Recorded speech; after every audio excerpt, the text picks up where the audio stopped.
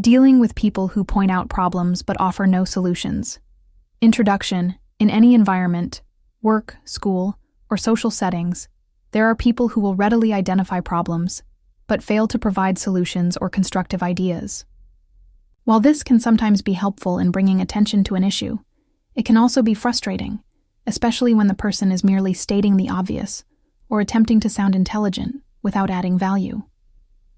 This report explores why people behave this way and presents unconventional yet compelling strategies for managing such interactions effectively. Why do people point out problems without offering solutions? Desire for recognition. Some individuals believe that spotting a problem demonstrates intelligence or insight. They want to appear competent without putting in the effort to solve anything.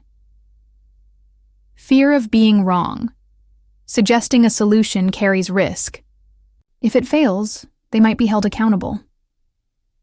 It is safer to identify an issue and let someone else handle it. Lack of critical thinking skills.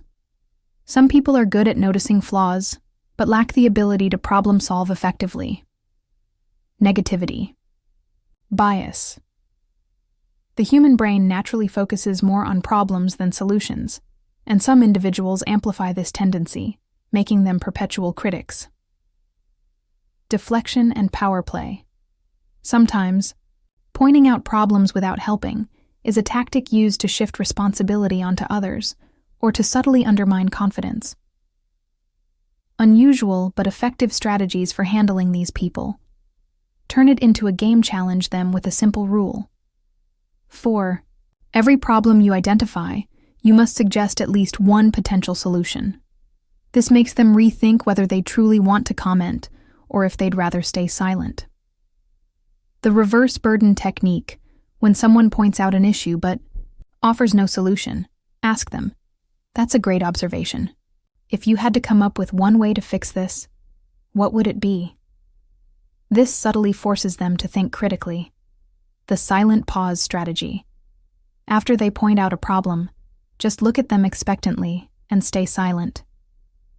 The uncomfortable silence can pressure them into offering a follow-up idea, or at least realizing how unhelpful they're being. Use humor to call it out lightly, joke about it. "Oh wow, a problem. I had no idea. Any chance you came with a user manual for fixing it?" Humor can disarm the situation while making them more self-aware. The solution incentive approach. Set a rule in team discussions or workplace settings. Only those who contribute ideas get to weigh in on problems. Over time, this discourages unnecessary problem pointing without solutions. Ask for a rating when they identify an issue. Ask them, on a scale of 1 to 10, how serious is this? If they give a low number, you can dismiss it as minor.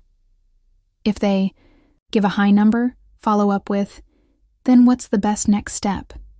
This shifts responsibility back to them. Playfully. Over-accept their point. Exaggerate your agreement in a way that highlights their lack of input.